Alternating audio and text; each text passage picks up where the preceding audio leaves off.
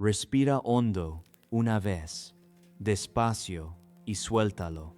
Esta noche no tienes que ir a ninguna parte, ni entender nada, ni recordar ningún nombre. Solo tienes que quedarte quieto, con los ojos cerrados, mientras mi voz te lleva muy lejos, no en el espacio, sino en el tiempo. Unos 700 u 800 años atrás, a un lugar de piedra fría y silencio absoluto, escondido entre colinas, un monasterio medieval. Desde fuera parece un sitio de paz. Muros altos, un campanario, un huerto ordenado y hombres vestidos de oscuro que caminan despacio con las manos escondidas en las mangas. Un lugar tranquilo, piensas, pero si tú, tal y como eres esta noche, cruzaras esa puerta y te quedaras a vivir aquí, no durarías ni un solo día. Te lo aseguro. Te despertarían en mitad de la noche, te prohibirían hablar, te harían trabajar hasta que te dolieran las manos, comer una sola vez cuando hay suerte y confesar tus faltas en voz alta delante de todos. Y al final del día, cuando por fin cerraras los ojos, la campana volvería a sonar. Esta noche vamos a acompañar a uno de ellos, un muchacho que llegó hace poco, todavía a medio camino entre el mundo de fuera y el mundo de dentro. Lo llamaremos Anselmo, un novicio. Así que ponte cómodo, apaga la luz y deja que el monasterio se abra despacio ante ti, mientras tú, poco a poco, te quedas dormido. Todavía es noche cerrada cuando el mundo de Anselmo se rompe en dos. No hay ni un asomo de luz. Fuera, las estrellas giran despacio sobre los tejados y dentro del dormitorio común, 30 o 40 hombres respiran en la oscuridad, envueltos en sus hábitos de lana. Y entonces suena la campana. No es una campana suave, es un tañido grave, insistente, que atraviesa la piedra y se mete en los huesos. Son, más o menos, las 2 de la madrugada. Para ti y para mí, el corazón mismo de la noche, la hora en la que el sueño es más profundo, para Anselmo es la hora de levantarse. Un momento más, Señor, solo un momento. Que la noche apenas ha empezado y ya me llamas. Pero no hay momento más. En un monasterio no existe el 5 minutos más. Los monjes se levantan en silencio, sin quejarse, buscando a tientas sus sandalias en el suelo helado. No encienden apenas luz. Se guían por la costumbre, por el roce de los cuerpos, por el sonido de los pies descalzos sobre la piedra. Bajan en fila por una escalera estrecha, la llamada Escalera de los Maitines, que lleva directamente desde el dormitorio hasta la iglesia, para que nadie tenga que salir al frío de la noche. Anselmo se une a la fila, medio dormido, tropezando con el borde de su hábito. A su alrededor, sombras encapuchadas se deslizan sin hacer ruido hacia el coro. Nadie habla, nadie puede hablar. Y en la penumbra de la iglesia, iluminada apenas por una lámpara de aceite que tiembla ante el altar, comienza el oficio más largo y más duro de todos, las vigilias, los maitines, el primero de los 8 rezos que llenarán su día. Durante más de una hora, en plena madrugada, los monjes cantan salmos, lecturas, respuestas, todo en un latín lento y monótono que sube y baja como el oleaje. Las voces graves llenan la nave fría, y Anselmo, de pie en su sitio, lucha la batalla más antigua del monasterio, la batalla contra el sueño. Los párpados le pesan como piedras, la cabeza se le vence hacia adelante y se endereza de golpe, con el corazón en la boca, rezando para que nadie lo haya visto. Los ojos abiertos, hermano, el diablo caza a los que dormitan de pie. Y yo también, porque sí, Hay un monje encargado, con una pequeña lámpara o una linterna, de recorrer el coro durante el oficio nocturno y despertar, con un toque suave pero firme, a los que se rinden al sueño. En algunos monasterios le entregaban al dormilón la propia lámpara, para que fuera él quien vigilara a los demás durante el resto del rezo. Una penitencia sencilla y perfecta. Y mientras tú, ahora mismo, dejas que tus párpados se cierren libremente, sin campanas, sin lámparas, sin nadie que te vigile, Anselmo, hace 800 años, daría cualquier cosa por poder hacer lo mismo. Cuando por fin terminan las vigilias, no hay charla, ni bostezos comentados en voz alta, ni un «qué frío hace hoy» entre amigos. Porque en el monasterio reina algo que para ti sería casi imposible de soportar: el silencio, el gran silencio. La regla que gobierna sus vidas mira las palabras con desconfianza. Hablar demasiado, dice, lleva al pecado. El hombre sabio se reconoce por su silencio. Así que durante buena parte del día, y sobre todo por la noche, los monjes simplemente no hablan. No por castigo, sino por norma. El silencio es su forma de rezar sin parar, de mantener la mente puesta en Dios y no en los chismes del mundo. Pero los monjes, no lo olvides, seguían siendo hombres. Y un hombre necesita pedir la sal, avisar de que llueve o susurrarle a otro que le pase el pan. ¿Cómo se hace eso sin hablar? Aquí llega una de las cosas más curiosas y más entrañables de todo el monasterio. Inventaron un lenguaje de signos, un idioma hecho de gestos con las manos. No era un juego, era algo serio, transmitido de monje a monje durante siglos, y en algunos lugares hasta lo pusieron por escrito. Se conservan listas con más de 100 signos distintos. Una de ellas, de la Inglaterra medieval, describe 127 señales, otra, más tardía, casi 200. Signos para pedir pan, pescado, agua, una manta más para el frío, incluso para pedir que te cortaran el pelo o te afeitaran la coronilla. Mira bien, para pedir pan, unes los pulgares y los dedos formando un círculo, así como la forma de una hogaza. Para el pescado, mueves la mano como una aleta en el agua. Y recuérdalo, los signos son para lo necesario, no para contar historias. El que hace signos de más, habla de más. Y aquí está el detalle que a mí me hace sonreír, y que quizá a ti también, mientras te vas hundiendo en la almohada. Entre todos esos signos sagrados y prácticos, había uno muy solicitado. El signo para pedir cerveza se hacía frotando una mano contra la otra, como si amasaras algo invisible.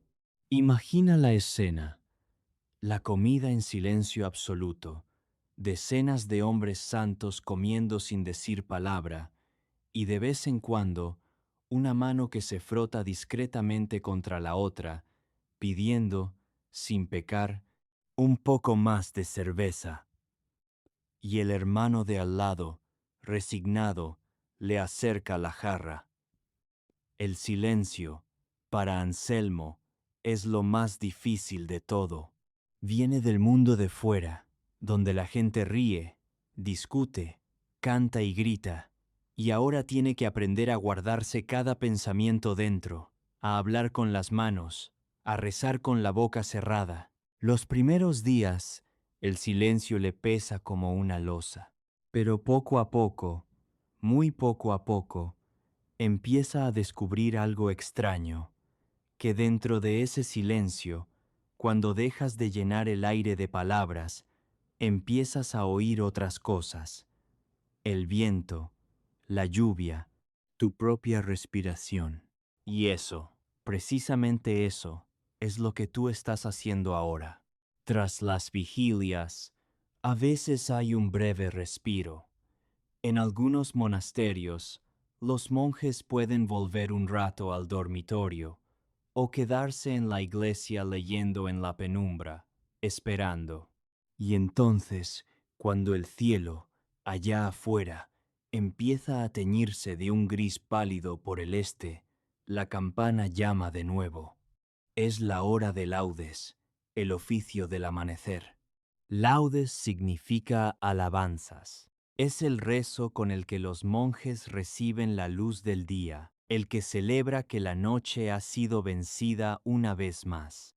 Mientras el sol asoma tímido por encima de las colinas y su primera claridad se cuela por las ventanas altas de la iglesia, las voces se elevan cantando los salmos de la mañana, dando gracias por un nuevo día que apenas empieza y que, sin embargo, ellos ya llevan horas viviendo.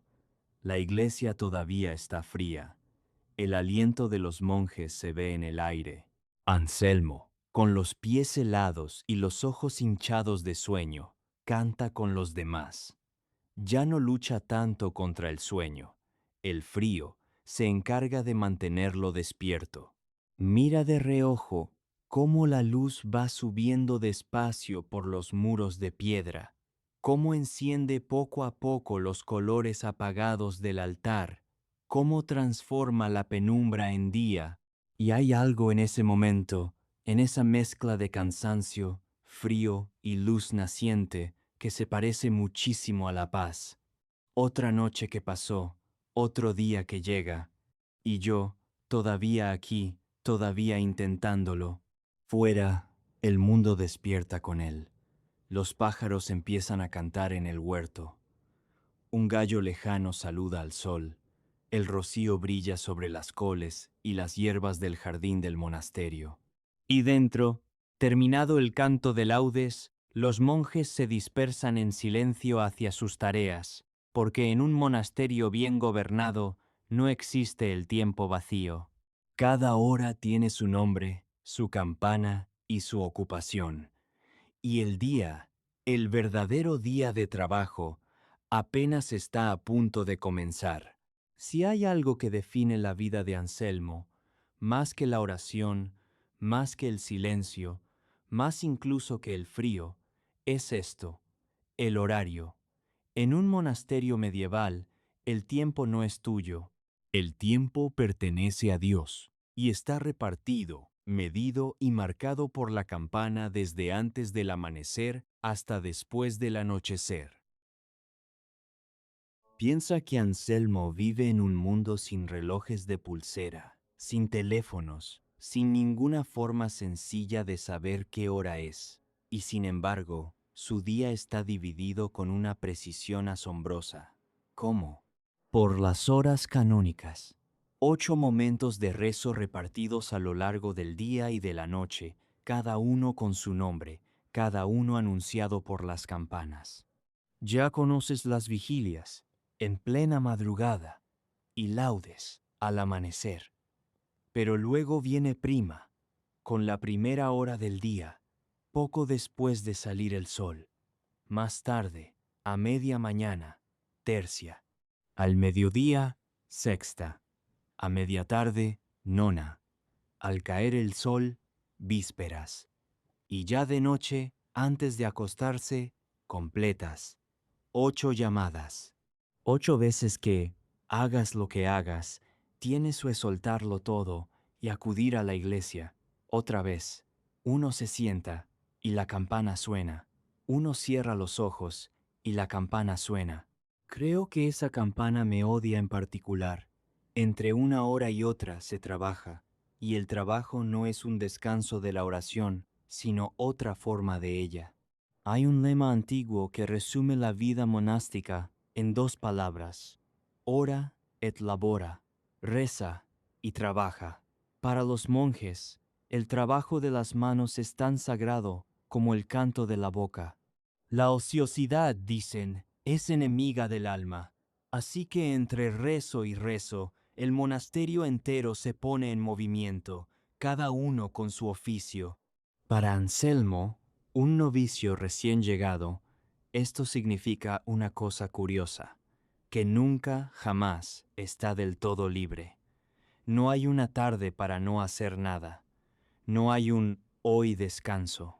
La campana marca el ritmo y él la sigue, como un remero sigue el tambor, y con el tiempo, aunque al principio le parezca una jaula, ese ritmo acaba convirtiéndose en algo extrañamente reconfortante. Nunca tiene que decidir qué hacer con su tiempo, porque su tiempo ya está decidido. Solo tiene que dejarse llevar por la campana, igual que tú. Ahora te dejas llevar por mi voz.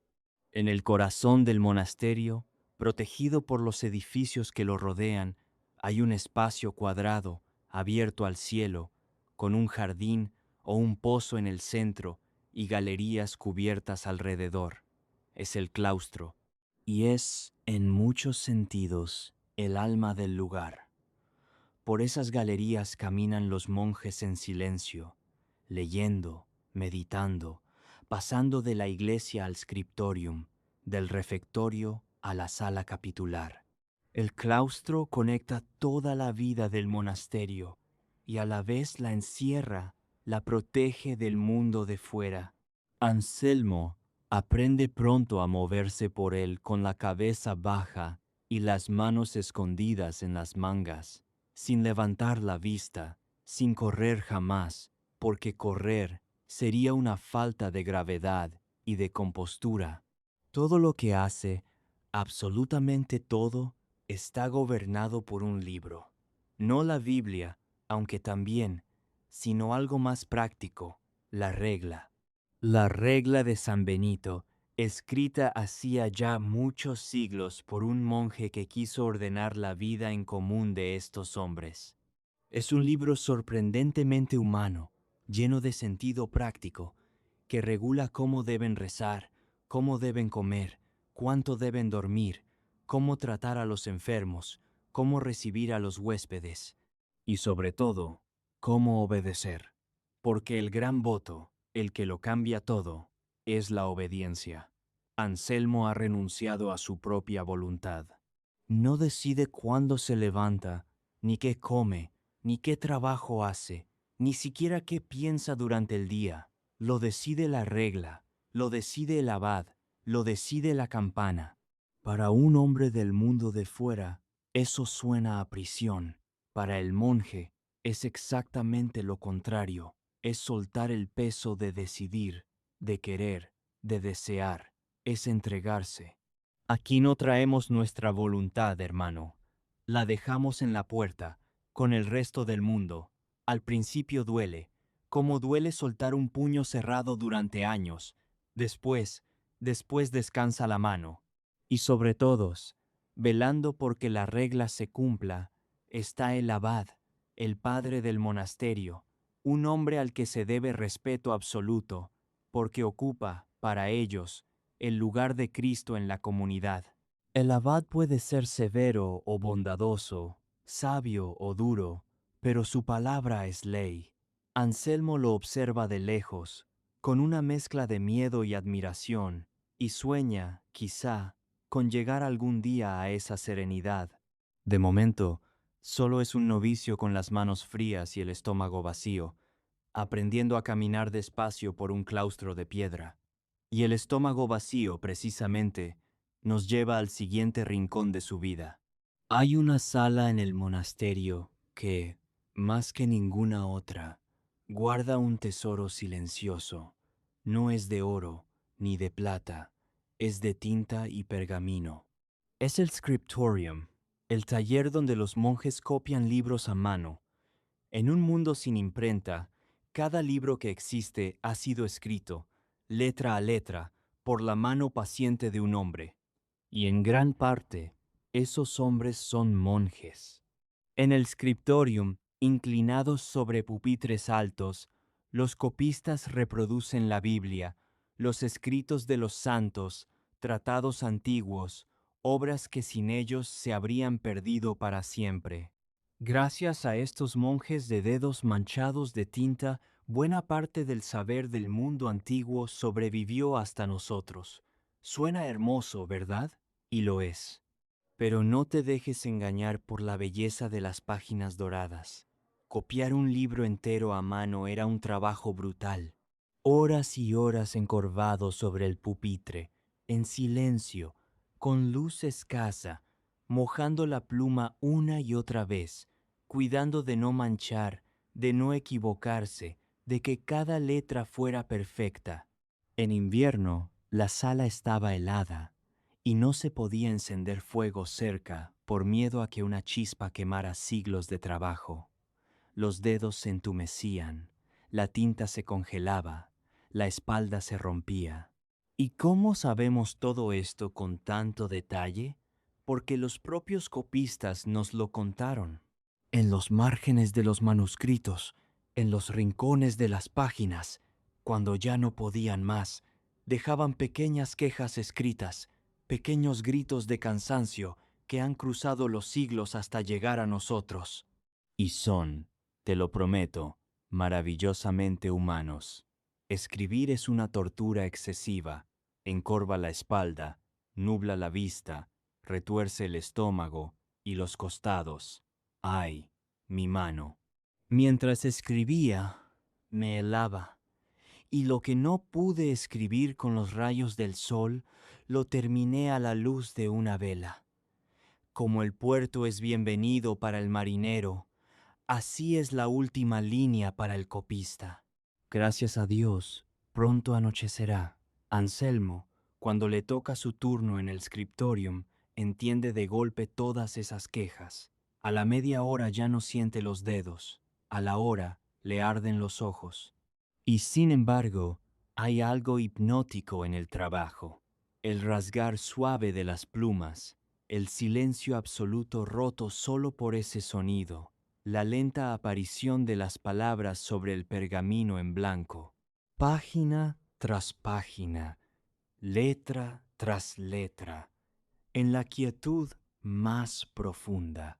Un ritmo lento, paciente, interminable, que, si te fijas, se parece bastante al ritmo tranquilo de tu propia respiración en este momento. Sal ahora del scriptorium con Anselmo y respira. El aire del huerto es otra cosa. Tierra húmeda, hojas verdes, el olor de las hierbas aromáticas calentadas por el sol. Porque un monasterio no solo reza y copia libros, también cultiva, cura y se alimenta a sí mismo. Es, en gran medida, un pequeño mundo autosuficiente. El huerto es una parte esencial de esa vida. En él crecen las coles, las cebollas, los puerros, los ajos, las habas y los guisantes que llenarán la olla del refectorio.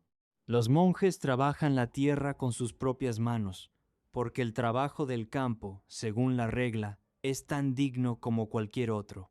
Y Anselmo, que venía de una familia humilde, se siente casi en casa cuando le ponen una azada en las manos. Pero hay otro jardín, más pequeño y más precioso, el jardín de las hierbas medicinales.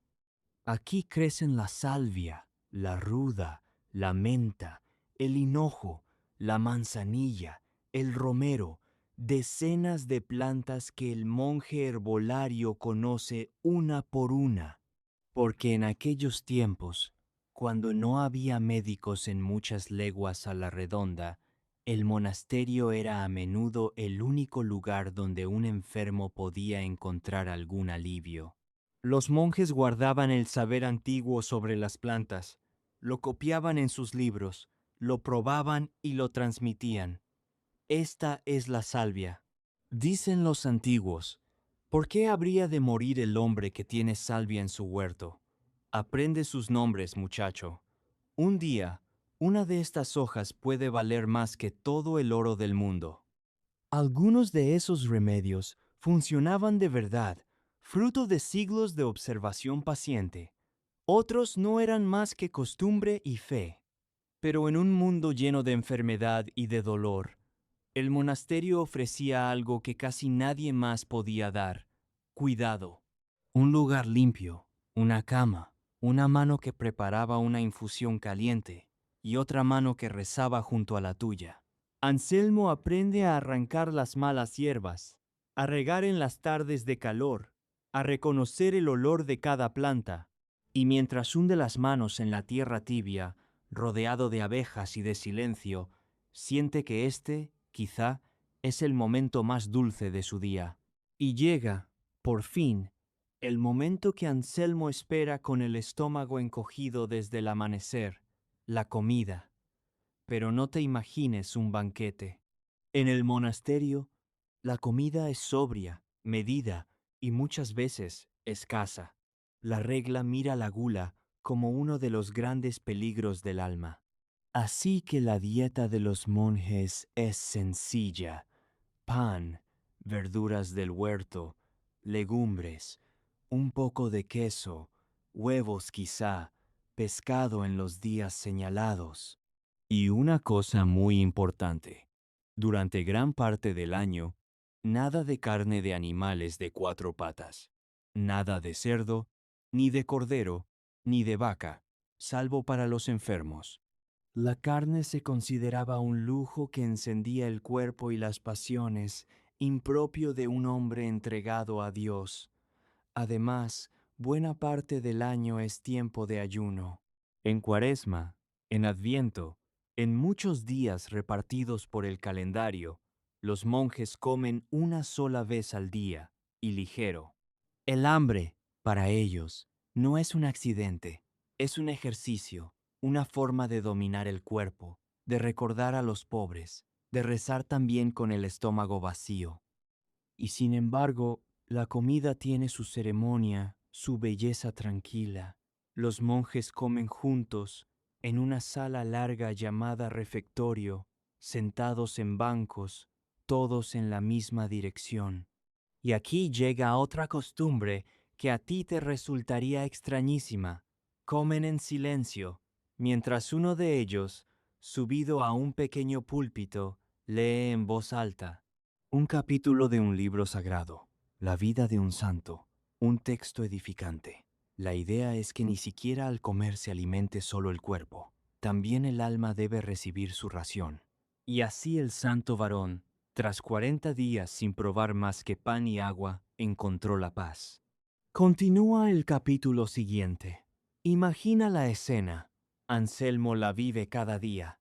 Decenas de hombres masticando su pan oscuro en absoluto silencio, sin una palabra, sin una risa, solo el sonido lejano de una voz que lee y el roce de las cucharas de madera contra los cuencos de barro. Y si alguien necesita algo, la sal, más agua, otro trozo de pan, no lo pide hablando. Lo pide con las manos, con aquellos signos que ya conoces, incluida, por supuesto, la señal más popular de todas, la de frotar una mano contra la otra, la señal de la cerveza. Y de la cerveza, precisamente, hablaremos ahora, porque merece su propio momento. Aquí hay algo que quizá te sorprenda y que a Anselmo le costó un poco entender al principio. En muchos monasterios medievales se bebía cerveza, bastante cerveza, y no a escondidas, sino como parte normal, cotidiana y bendecida de la vida. La razón es en parte muy práctica. En aquellos tiempos, el agua no siempre era segura para beber. Podía estar sucia, contaminada, llena de enfermedades. La cerveza, en cambio, al haber sido hervida durante su elaboración, era mucho más fiable. Así que se bebía cerveza como hoy bebemos agua, en las comidas, para acompañar el pan, para reponer fuerzas tras el trabajo. Cada monje tenía derecho a su ración diaria, y esa ración podía ser generosa, a veces varias jarras a lo largo del día. Los monjes no solo bebían cerveza, la fabricaban. El monasterio tenía su propia cervecería, y algunos alcanzaron verdadera fama por la calidad de lo que producían. La elaboraban con cuidado, con paciencia, casi con la misma devoción que ponían en copiar un libro. Y había un detalle especialmente ingenioso, ligado a los tiempos de ayuno. Durante la Cuaresma, cuando el ayuno era más estricto y apenas se podía comer, había una regla que decía, más o menos, que lo líquido no rompe el ayuno. Y los monjes, que de tontos no tenían un pelo, sacaron la conclusión evidente: si lo líquido no rompe el ayuno, entonces una cerveza espesa, fuerte y nutritiva podía sostener a un hombre durante los días de hambre sin quebrantar la norma. Así nació la idea de una cerveza especialmente densa y alimenticia para la Cuaresma. La llamaban, con cariño, el pan líquido. Bendita sea, pan que se bebe en los días en que el pan escasea. Dios, en su sabiduría, no quiso que sus siervos ayunaran del todo. Anselmo al principio se escandaliza un poco.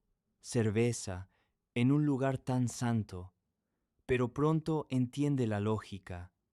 Aquí nada se hace por placer desordenado, sino por necesidad y por medida. La cerveza calienta el cuerpo en el invierno, repone las fuerzas gastadas en el huerto y en el scriptorium, y hace un poco más llevadera la dureza de la vida. Todo con su norma, todo con su límite, todo bendecido. Y de vez en cuando, en el silencio del refectorio, aquella mano que se frota contra la otra pidiendo, humildemente, un poco más.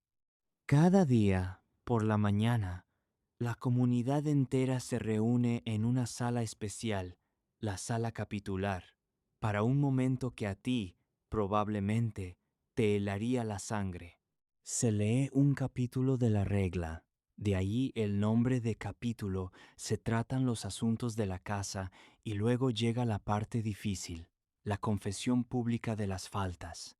Uno a uno, los monjes que han faltado a la regla se levantan, se arrodillan en el centro de la sala, ante todos sus hermanos y ante el abad, y confesan en voz alta lo que han hecho mal. No los grandes pecados secretos, que esos se confiesan en privado, sino las faltas de la vida en común. Haber roto un plato, haber llegado tarde al coro, haber hablado cuando debía callar, haber dejado escapar una palabra de enfado, haberse dormido durante el oficio. Me acuso, Padre, de haber derramado la sopa por descuido y de haber sentido rabia contra el hermano que se rió de ello. Y aquí viene lo más sorprendente para nosotros. Si un monje no confiesa una falta que otros han visto, cualquiera puede acusarlo. En medio del silencio, un hermano puede levantarse y decir, con toda calma, lo que ha visto hacer a otro, no por maldad, se supone, sino por el bien del alma del acusado, para que corrija su error.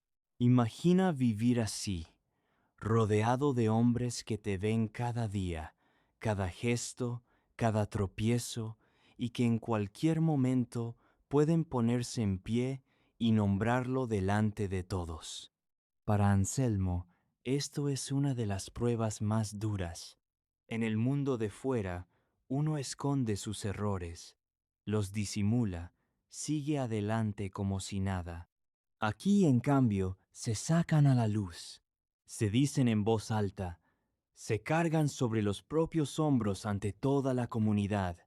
Es humillante, pero también, con el tiempo, hay algo que lo libera, porque un error confesado, dicho en voz alta y perdonado, deja de pesar en secreto, y el alma, aligerada, respira mejor. Aún así, tras la confesión, viene la parte que nadie espera con ganas, la penitencia, el castigo. En un lugar donde todo está regulado, donde cada gesto tiene su norma, el error también tiene su precio. Y aunque el monasterio es una casa de oración y de perdón, no por eso es blanda con las faltas. La disciplina, para ellos, es una forma de amor. Se corrige al hermano como un padre corrige al hijo, por su bien. Los castigos van subiendo según la gravedad de la falta. Para las cosas pequeñas, un descuido, una tardanza, basta con confesarlo y con alguna penitencia leve, rezos añadidos, una postración, comer en el suelo, o quedarse sin la ración de vino o de cerveza durante unos días, lo cual, como ya sabes, no era poca cosa para ellos. Para faltas más graves, la penitencia se endurece. El monje puede ser apartado de la mesa común y comer solo, después que los demás, en silencio y a un lado. Puede quedar excluido temporalmente del coro, sin poder cantar con sus hermanos, lo cual, para un hombre cuya vida entera es ese canto compartido, era un dolor profundo. En los casos más extremos, existía incluso una forma de excomunión interna, quedar apartado por completo de la comunidad, como si estuviera solo en medio de todos. Y sí, para los casos rebeldes, la regla contemplaba también el castigo físico, la vara, aplicado con medida. No castigamos para hacer daño, hermano, sino para curar. La rama que se tuerce se ata a un tutor para que crezca recta. No hay rencor en la corrección, solo hay esperanza. Puede sonar frío, incluso cruel. Pero para entenderlo hay que recordar lo que estos hombres buscaban. No una vida cómoda, sino una vida transformada. Cada renuncia, cada penitencia, cada hora de frío y de hambre, la ofrecían como quien pule una piedra hasta convertirla en algo limpio. Anselmo, joven y todavía torpe, comete faltas casi cada día, y casi cada día carga con su pequeña penitencia.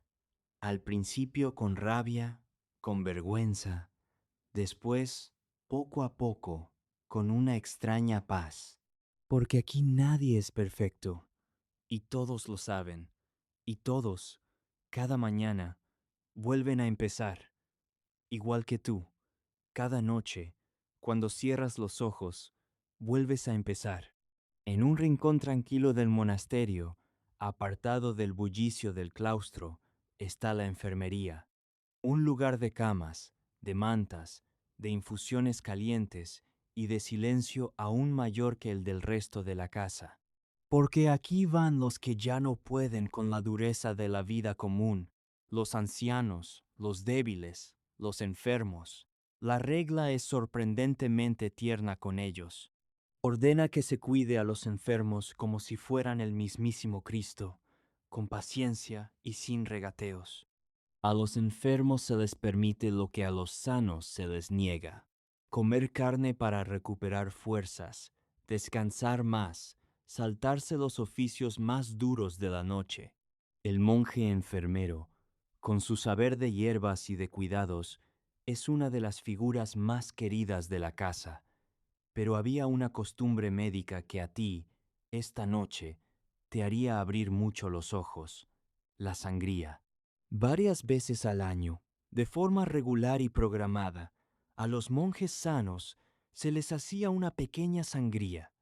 Se les extraía a propósito una cantidad de sangre, porque se creía que aquello equilibraba los humores del cuerpo, limpiaba la sangre y prevenía enfermedades.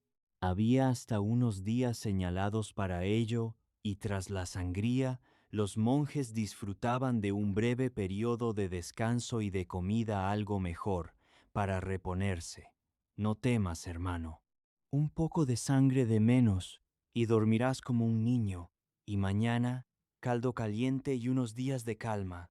A veces pienso que la mitad de los hermanos enferma a propósito, solo por ese caldo. Para Anselmo, la enfermería es un lugar de sentimientos encontrados. Por un lado, le da miedo. Es donde acaban los viejos, donde algunos hermanos se apagan despacio hasta que una mañana su sitio en el coro amanece vacío. Por otro lado, es donde ha visto la ternura más pura del monasterio: monjes duros y silenciosos velando toda la noche junto a un anciano moribundo, mojándole los labios, rezando en voz baja, sin dejarlo solo ni un instante. Y comprende entonces que, bajo tanta norma y tanta disciplina, late algo profundamente humano: el cuidado de unos por otros, hasta el final. El monasterio, con sus muros altos y su silencio, puede parecer un lugar cerrado, aislado del mundo, y en gran parte lo es, pero tiene una puerta, y por esa puerta, de vez en cuando, entra el mundo de fuera en forma de huéspedes. La hospitalidad es una de las obligaciones más sagradas de la regla. Al huésped que llega, sea quien sea, se le debe recibir como si fuera el propio Cristo llamando a la puerta. Un peregrino cansado, un viajero perdido, un pobre hambriento, un noble de paso, un mensajero con noticias, a todos se les da acogida, un lugar donde dormir, comida, agua para lavarse los pies. Hay un monje encargado especialmente de ellos, el hospedero, cuya tarea es atender al que llega con amabilidad y sin preguntas.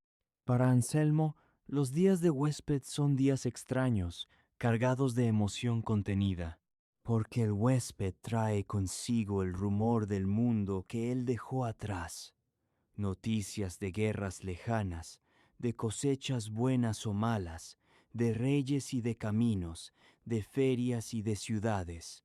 En el silencio del monasterio, esas noticias caen como piedras en un estanque quieto. Un peregrino que ha recorrido leguas y leguas, con el polvo de 1000 caminos en las sandalias, se sienta a la mesa de los huéspedes y cuenta lo que ha visto. Y Anselmo, que tiene prohibido hablar con él más de lo necesario, escucha de reojo, con el corazón latiéndole un poco más fuerte. Que Dios os lo pague, hermanos. Llevo 3 días caminando bajo la lluvia, y este es el primer techo seco y el primer pan caliente que encuentro. En el mundo de ahí fuera, ya casi nadie recibe así a un desconocido. Y aquí está la extraña verdad de la vida de Anselmo.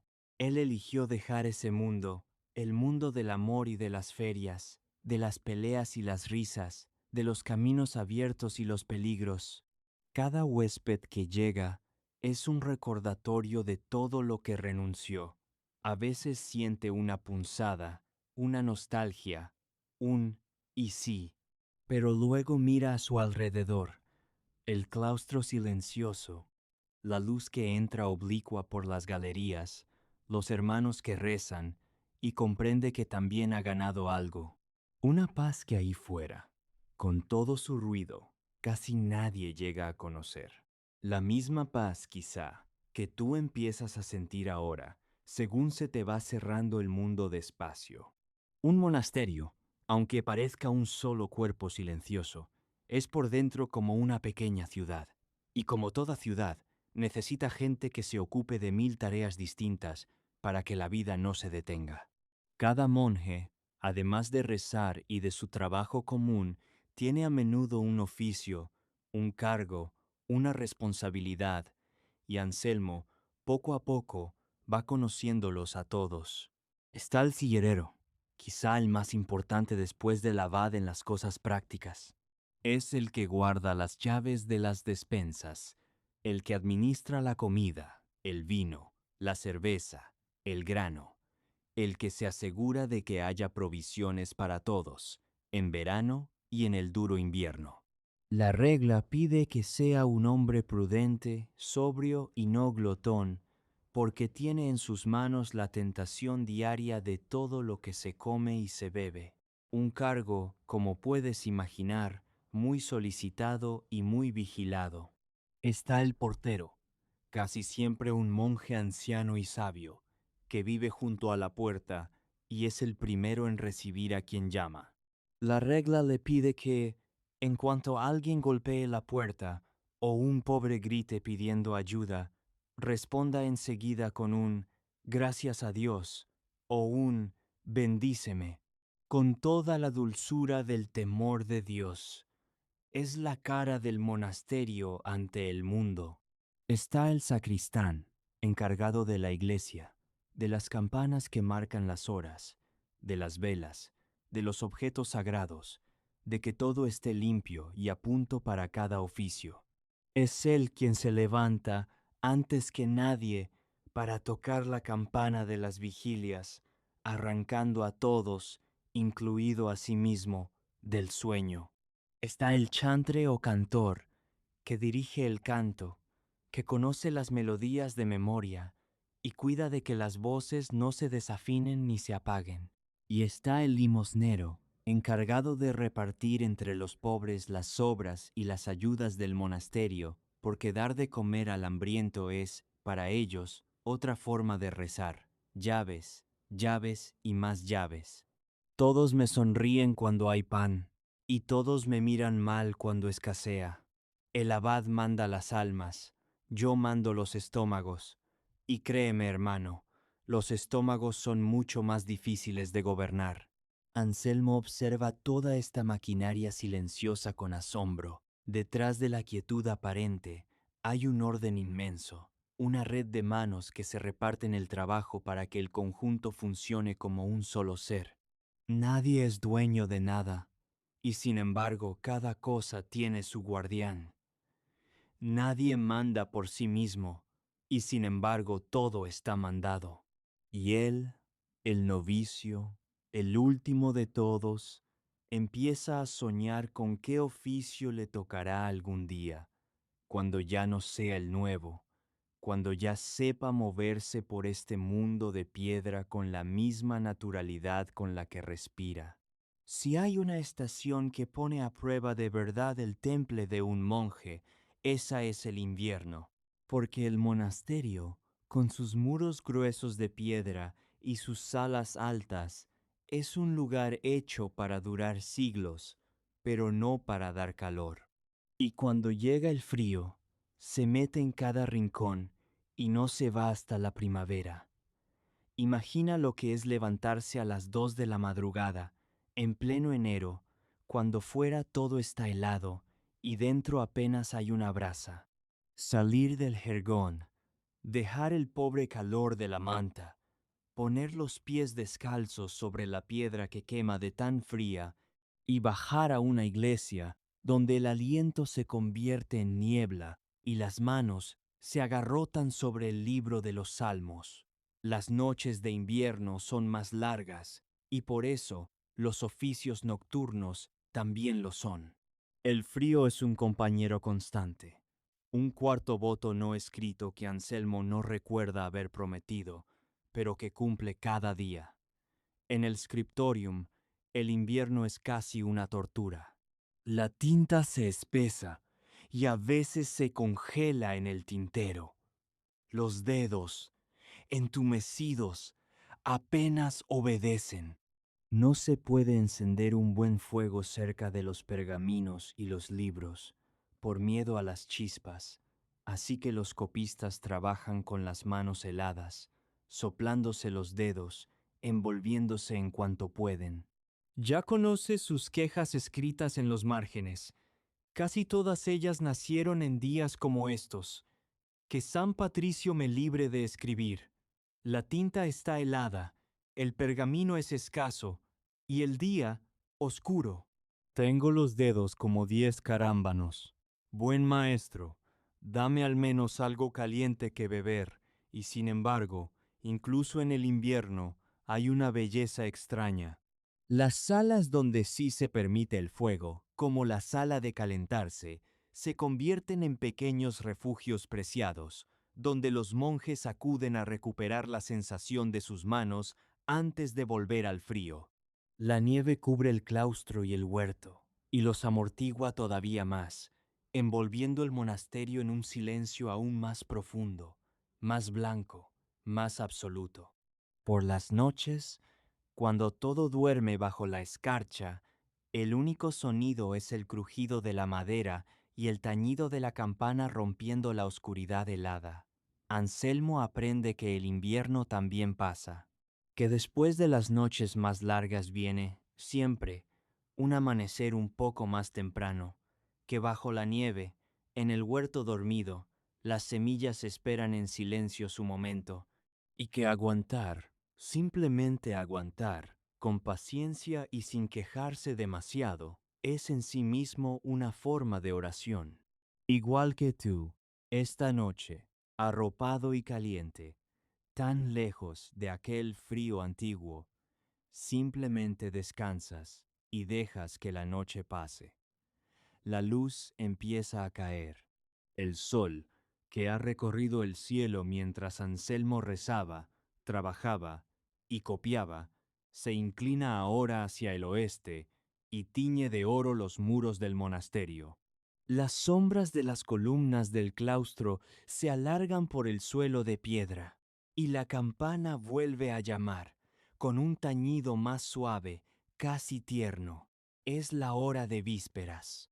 Vísperas es el oficio del atardecer, uno de los más hermosos del día.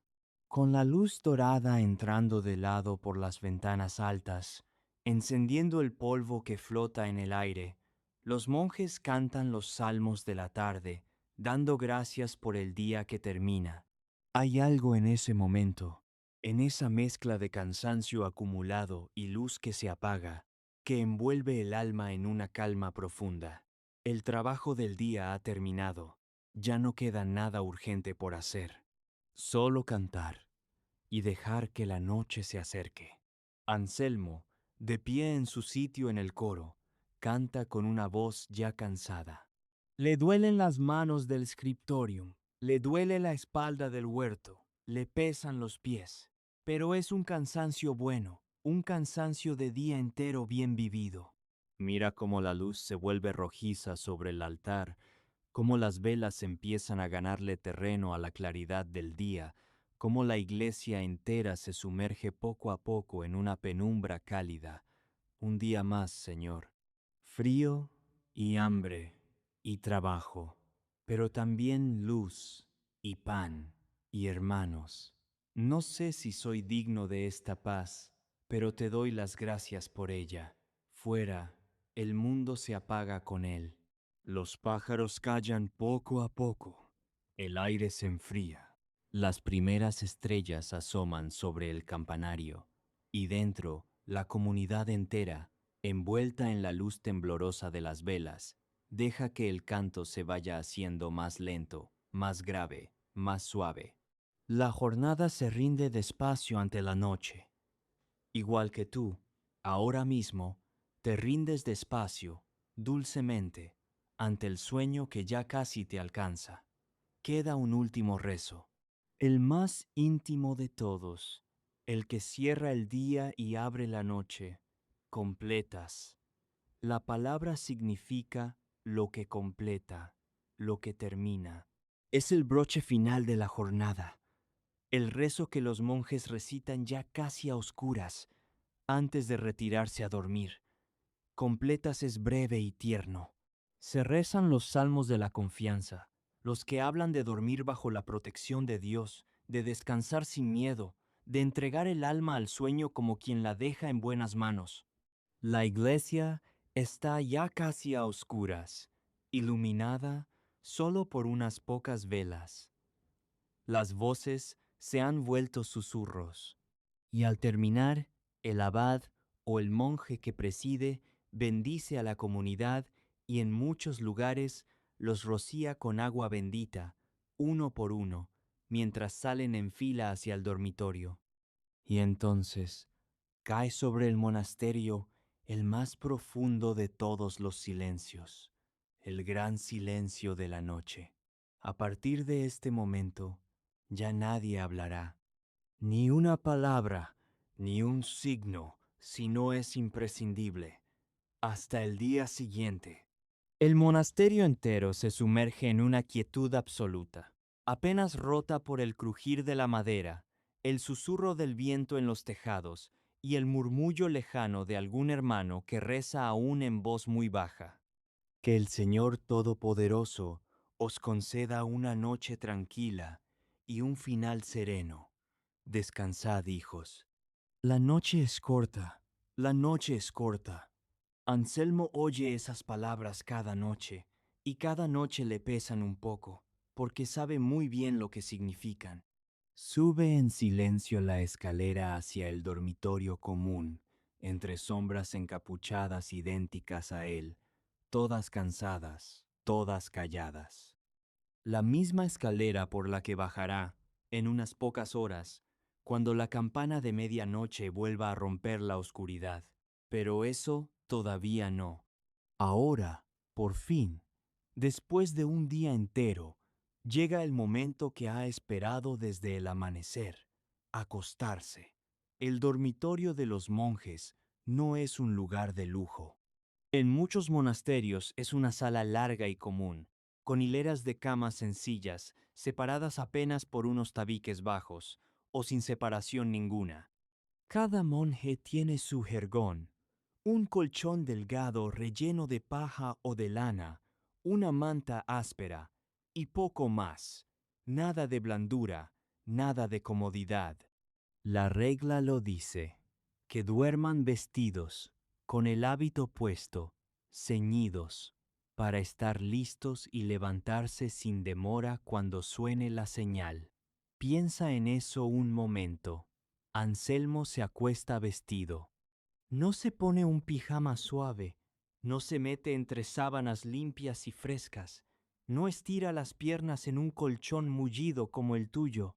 Se tumba con su hábito de lana, todavía con las sandalias cerca, sobre un jergón fino que apenas lo separa del suelo, y se cubre con una manta que pica, y aún así, para él, ese momento es el paraíso, porque su cuerpo está tan cansado, tan vaciado por el día, que el sueño lo alcanza casi al instante. Solo unas horas, dame solo unas pocas horas, Señor, antes de que la campana vuelva a llamar, y que sean profundas, que sean dulces.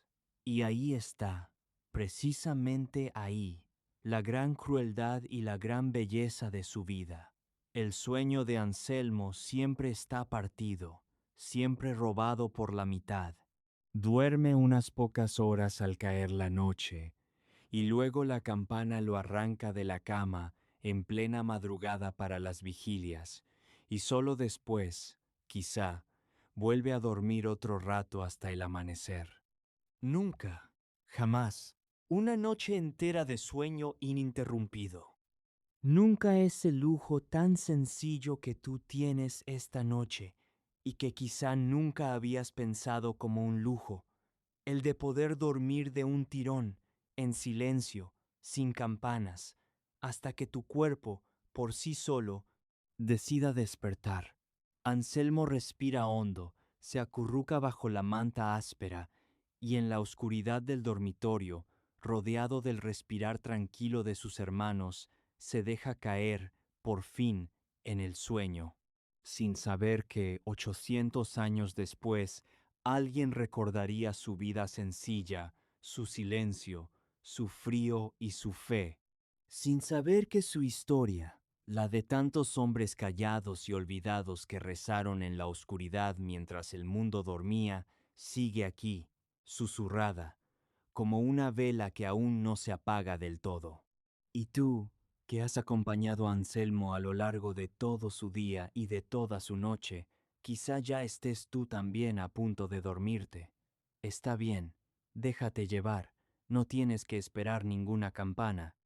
No tienes que levantarte en la oscuridad, no tienes que rezar en el frío, ni copiar hasta que te duelan las manos, ni confesar tus faltas ante nadie. Esta noche, tu sueño es entero, es tuyo.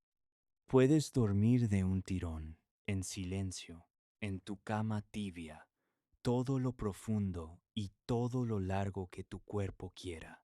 Y tal vez, mañana, cuando te despiertes por ti mismo, sin que ninguna campana te arranque del sueño, recuerdes por un instante a Anselmo y a todos aquellos hombres del silencio y agradezcas, muy dentro, algo tan sencillo y tan enorme como una noche entera de descanso. Pero eso será mañana. Ahora no tienes que pensar en nada, solo respirar, despacio y descansar. Que tu noche sea tranquila, que tu sueño sea profundo, y que, al contrario que el pobre Anselmo, nadie, absolutamente nadie, te despierte antes de tiempo. Buenas noches.